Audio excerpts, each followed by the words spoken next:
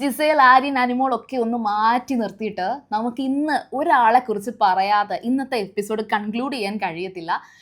ശരിക്കും പറഞ്ഞാൽ നെവിൻ എന്ന് പറയുന്ന ഒരു വ്യക്തി, ആ വ്യക്തിയുടെ ഒരു ഡ്യുവൽ പേഴ്സണാലിറ്റിയെ കുറിച്ച് ഞാൻ പലപ്പോഴും സംസാരിക്കാറുണ്ടായിരുന്നു. ഈ ഒരു സീസൺ തുടങ്ങിയ സമയത്ത് ആദ്യത്തെ 1-2 ദിവസം ഒരു തരത്തിലുള്ള കോണ്ടന്റും മറ്റുള്ള മത്സരാർത്ഥികളുമായിട്ട് ഉണ്ടാക്കാത്ത വ്യക്തിയാണ് നെവിൻ. നെവിൻ സെൽഫായിട്ട് ക്യാമറയുമായിട്ട് ക്യാമറയോട് സംസാരിച്ചിട്ട് കോണ്ടന്റ് ഉണ്ടാക്കി തമാശകൾ കാണിച്ച ഒരു വ്യക്തി.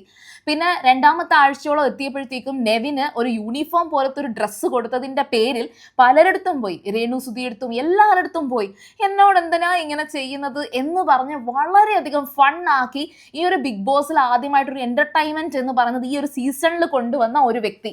പക്ഷെ അത് കഴിഞ്ഞിട്ട് അങ്ങേയറ്റം ഒരു ഗ്രൂപ്പിസത്തിലേക്ക് വന്നതുകൊണ്ടായിരിക്കാം അങ്ങേയറ്റം എല്ലാവർക്കും നെഗറ്റീവ് ആകുന്ന തരത്തിൽ ഈ ബിഗ് ബോസ് വീട്ടിൽ നിന്ന് ഇറങ്ങിപ്പോയിട്ട് കരഞ്ഞു കാല് പിടിച്ച് തിരിച്ചു വന്നു എന്നൊക്കെ പറഞ്ഞ വ്യക്തി.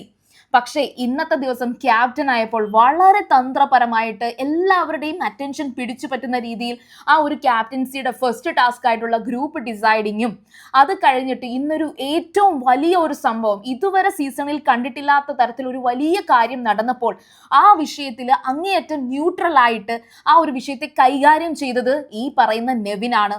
ശരിക്കും പറഞ്ഞാൽ തമാശയാണോ അതോ ഇനി ആൾക്കൊരു ഫെമിനിൻ നേച്ചർ ഉണ്ട് എന്ന ആള് തന്നെ, അതായത് നെവിൻ തന്നെ സെൽഫായിട്ട് പറഞ്ഞിട്ട് അതൊന്നും നമ്മൾ ഈ പറയുന്ന ക്യാപ്റ്റൻസി അല്ലെങ്കിൽ ഇത് കിട്ടിയതിന് ശേഷം, ക്യാപ്റ്റൻ ആയതിനു ശേഷം, ഈ ഒരു വിഷയത്തിൽ ഇടപെട്ടതിന് ശേഷം നമുക്ക് അങ്ങനെ തോന്നിയിട്ടില്ല. എനിക്ക് ഇന്ന് അങ്ങനെ തോന്നിയിട്ടില്ല.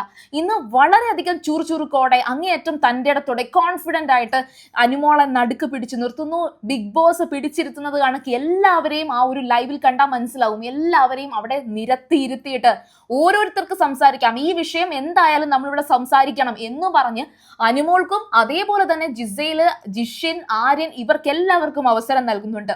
ഇതിനുശേഷം ആര്യൻ പറയുന്നുണ്ട്, നീ എന്ത് ചീപ്പാണ് കാണിച്ചത്, ഇത് ഇങ്ങനെ സംസാരിക്കണമായിരുന്നോ, ഇതൊരു 1-to-1 ആയിട്ട് തീർത്താ പോരായിരുന്നോ എന്ന് ചോദിക്കുമ്പോൾ പോലും നെവിന് വ്യക്തമായിട്ടുള്ള വാക്കുകൾ ഉണ്ടായിരുന്നു. നെവിൻ പറഞ്ഞ കാര്യം ഇതെന്തായാലും ഇതെല്ലാ പ്രേക്ഷകരും സംസാരിക്കും, അപ്പോൾ ഇത് അവിടെ ഇവിടെ ഇരുന്ന് മൂലയിൽ ഇരുന്ന് സംസാരിക്കുകയല്ല, എന്താണ് നിങ്ങൾക്ക് സംസാരിക്കുന്നത്, ഓരോ മൂലകളിൽ ഇരുന്ന് ഓരോരുത്തരും സംസാരിക്കുന്നത് ഇതേ വിഷയമായതുകൊണ്ട് ഇത് ഒറ്റ രീതിയിൽ ഒരൊറ്റ സ്ഥലത്തിരുന്ന് സംസാരിക്കേണ്ടതാണ് എന്ന് പറഞ്ഞ് നെവിൻ വളരെ മാന്യമായിട്ട്, അതുകൊണ്ടായിരിക്കാം ചിലപ്പോൾ ബിഗ് ബോസ് പോലും ഈ ഒരു വിഷയത്തിൽ മിണ്ടാതെ ഇരുന്നത്.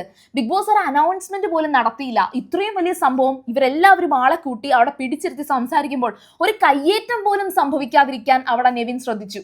അതായത് ഒരാളെ അടിക്കാതിരിക്കാൻ വരെ നെവിൻ അവിടെ വളരെയധികം കെയർഫുൾ ആയിരുന്നു എന്നൊരു കാര്യം നമ്മൾ ശ്രദ്ധിക്കേണ്ടിയിരിക്കുന്നു. ഇത്രയും നന്നായിട്ട് നെവിൻ ആ ഒരു ലീഡർഷിപ്പ് അത് ചെയ്തു എന്നുള്ളതിന് ഒരു തരത്തിലുള്ള സംശയവും വേണ്ട.